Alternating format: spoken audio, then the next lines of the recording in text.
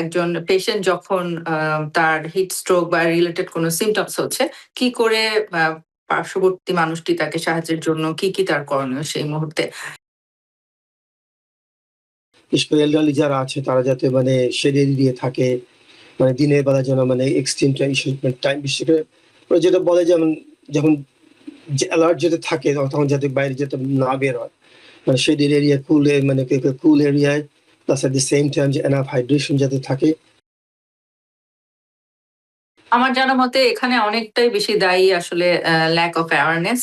কারণ মানুষ হয়তোবা এটাকে অনেকটাই রেগুলার সামারের যে একটা হট টেম্পারেচার সেরকম ভাবেই ট্রিট করেছে। কিন্তু হিট ওয়েভ যে একটা এক্সেপশনাল সিচুয়েশন, এবং এখানে যে আপনি যে রেগুলার যেগুলো সামার টাইমে আমরা ফলো করি সেই জিনিসগুলো মেনটেন করলে যে শুধুমাত্র হবে না, এখানে যে বিশেষ কিছু সতর্কতা এবং এক্সট্রা কিছু মেজারমেন্টের ব্যাপার আছে, সেটা আমার মনে হয় আসলে অনেকেরই জানবার বা বুঝবার হয়তোবা একটা ঘাটতি ছিল।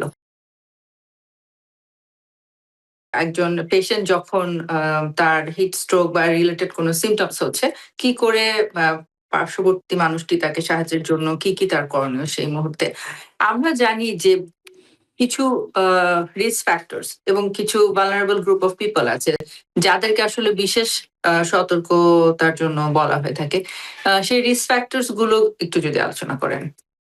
আর বেসিক্যালি এই যে হিট স্ট্রোক বা হিট রিলেটেড যে মেজর ইলনেস যেগুলো আছে এগুলোর জন্য মোস্ট ভালনারেবল হচ্ছে কিন্তু যারা এলডারলি পেশেন্ট, নাম্বার ওয়ান। যারা মানে এলডারলি পেশেন্ট, যাদের মাল্টিপল মেডিকেল প্রবলেম আছে, আবার বাচ্চারাও বেশ ভালনারেবল। বাট এই তিনটা গ্রুপ আমি যেটা বলতেছি, হ্যাঁ এরা হয়তো তাদের ইজিলি বেশি এফেক্ট করবে, তাদের কোনো যদি হিট রিলেটেড যদি প্রবলেম যদি হয়, it does not mean that we are spare from it, যে আমাদের এটা হতে পারে না। অবশ্যই আমি বলবো যে কারো ক্ষেত্রে কিন্তু এই জিনিসটা হতে পারে, কিন্তু পার্টিকুলার ওই তিনটা গ্রুপ এই জন্য দেখবেন যে যখন কোনো মানে হিট ওয়েভের যখন মানে থাকে অ্যালার্ম থাকে যেন ওয়েদার সার্ভিস থেকে, তখন কিন্তু ওরা সাজেস্ট করে যে না, বিশেষ করে এলডারলি যারা আছে তারা যাতে মানে শেড এরিয়ে থাকে, মানে দিনের বেলা যেন মানে এক্সট্রিম টাইম বিশেষ করে ওরা যেটা বলে যেমন যখন অ্যালার্ট যেতে থাকে তখন যাতে বাইরে যেতে না বের হয়, মানে শেড এরিয়া মানে কুল এরিয়ায়, plus at the same time যে এনাফ হাইড্রেশন যাতে থাকে। এই জন্য ওই তিনটা গ্রুপে বেশ প্রায়োরিটি দেওয়া হয়, যাতে ওরা যেহেতু বেশি ভালনারেবল হিট রিলেটেড ইলনেসের জন্য। তো আমি বলবো মানে এটা এখন যেভাবে মানে বিভিন্ন মানে এলডারলিদের নিয়ে যে বিভিন্ন নার্সিং হোম বলেন বা লং টার্ম কেয়ার ফেসিলিটি যেগুলো আছে, ওরা কিন্তু মানে এইসব ব্যাপারে মোটামুটি বেশ সচেতন। কিন্তু বিশেষ যখন হিট ওয়েভ আসে বা ম্যাক্সিমাম জায়গায় যেহেতু মানে এয়ার কন্ডিশনিং সিস্টেম মোটামুটি ভালো, বিশেষ পার্টিকুলার আমেরিকার কথা বলতেছি আমি, মানে এই জন্য মানে খুব একটা মানে এই রিলেটেড ডেথ বা প্রবলেম খুব একটা শোনা যায় না। কিন্তু কিন্তু আপনি যেটা দেখছেন যে ইদানিং ইউরোপে, বিশেষ করে ফ্রান্সে শুনছে তো যে মানে নিশ্চয়ই যে মানে বেশ কিছু লোক মারা গেছে কিন্তু এই হিট রিলেটেড প্রবলেমে। আমি বলবো আই থিঙ্ক মানে হয়তো এয়ার কন্ডিশনিং সিস্টেম ভালো ছিল না, বা দ্যাট ওয়াজ মেইন মানে রিজন। কারণ হয়তো আপনি ফ্লুইড ইলেকট্রোলাইজ দিচ্ছেন এনাফ, কিন্তু বাট এনাফ কুলিং পাওয়ার নাই, তখন তো এই সমস্যা থাকবেই। আমার জানা মতে এখানে অনেকটাই বেশি দায়ী আসলে ল্যাক অফ অ্যাওয়ারনেস।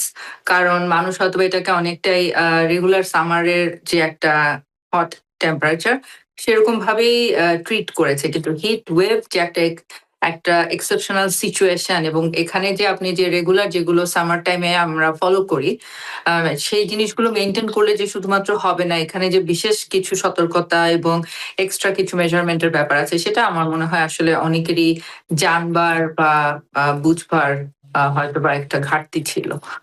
তো কিছু স্পেশাল কিছু সিচুয়েশনের কথা বলবো। আমাকে একজন নিউবর্ন বেবি, তার মা ফোন করেছেন, এর ভিতরে বলছেন যে তার বাচ্চা এই হিট ওয়েভ শুরু হবার পর থেকেই বাচ্চা খুব অস্থির থাকে, ঘুমাতে পারছে না, বাচ্চা অনেক কান্নাকাটি করছে। সে বাসার টেম্পারেচার কুলিং করে এসি দিয়ে রাখার চেষ্টা করছে, কিন্তু তার টেক্সাসে থাকে এবং বাসার টেম্পারেচার আসলে খুব একটা বেশি মেইনটেইন হচ্ছে না এসিতে। হ্যাঁ, তো আমাকে বলছে যে সে খুব অ্যাংশাস হয়ে যাচ্ছে, কারণ বাচ্চা কিন্তু ঘুমাচ্ছে না। তার বাচ্চার যে রেগুলার রুটিন, বাচ্চার 2-3 মাস বয়স, আমাকে বলছে যে রেগুলার রুটিনটা বাচ্চার ছিল সেটা সে দেখছে যে বাচ্চা মেইনটেইন করতে পারছে না এবং বাচ্চা খুব ক্র্যাঙ্কি।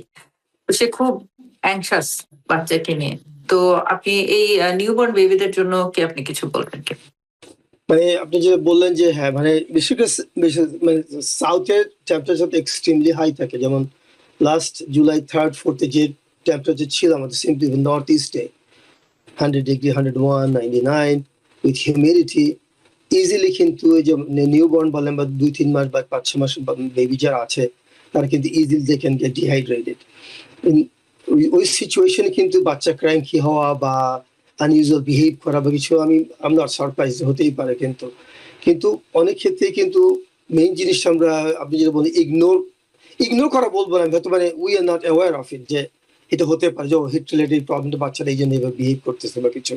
কিন্তু ওই সিচুয়েশনে ওই মা যদি বাচ্চাকে যদি enough hydration either from breast feeding আর অথবা অন্যান্য ইলেকট্রোলাইজ পিডিয়ালাইট যে আছে সেগুলো যদি ইউজ করে মানে ওই বাচ্চা কিন্তু মনে হয় ভালো থাকতে পারে। এট দ্য সেম টাইম মানে রুম টেম্পারেচার যেটা যদি মিড 70, 72 তে যদি মেনটেন করা যায় মানে খুব একটা সমস্যা হওয়ার কথা না। So the same thing applies in elderly people too. মানে একজন এলডারলি যদি যদি কনফিউশন স্ট্যাটাসে থাকে বা কিছু প্রচন্ড গরম হয়তো মানে তার ক্লোদিংস ঠিক মতো নাই আছে যে অনেক বয়স্ক আছে, ডিমেনশিয়া পেশেন্ট আছে বা যার অতটা মানে নিজের মানে ডেইলি যে অ্যাক্টিভিটির সময় কি করা উচিত না উচিত তারা অতটা অ্যাওয়ার না যে কোন সিচুয়েশনে মানে what type of clothing I should wear, ঠিক না?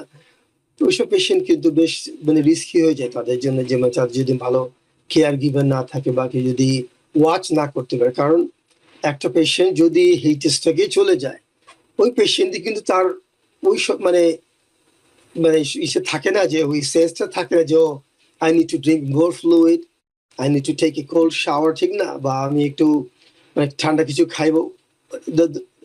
You lost the situation, patient is already confuse.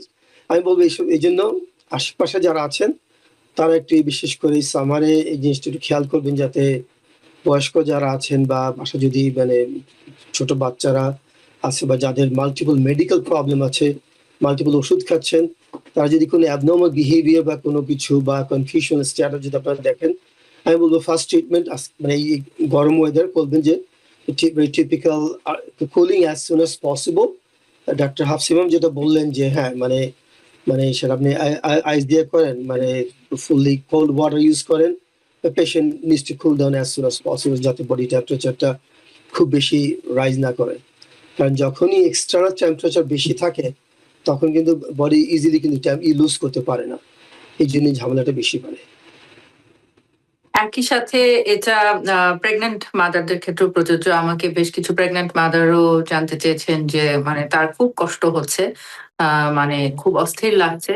তো সে মানে কিভাবে এটা মেনটেন করা উচিত? কারণ হয়তোবা তার প্রেগন্যান্সি রিলেটেড কিছু কমপ্লিকেশন আছে, তাকে ওষুধ খেতে হচ্ছে। কিন্তু এই হিট ওয়েভের সময় আমরা জানি যে এক্সট্রিম হিটে কিন্তু আসলে মানে মেডিকেশনও বডির ভিতরে একটু ডিফারেন্ট ভাবে এটা প্রসেস হচ্ছে আরকি। যেখান থেকে দেখা যাচ্ছে পেশেন্টের এমনি হয়তোবা নৌজিয়া, বিভিন্ন ধরনের ডিহাইড্রেশন রিলেটেড সিম্পটমস গুলো হচ্ছে এবং তার ভিতরে মেডিকেশন যাদের নিতে হচ্ছে তাদের জন্য এটা একটা এক্সট্রা হ্যাজার্ড এর মতো হয়ে যাচ্ছে। তো সেই বিষয়ে আপনি কিছু বলবেন কিনা?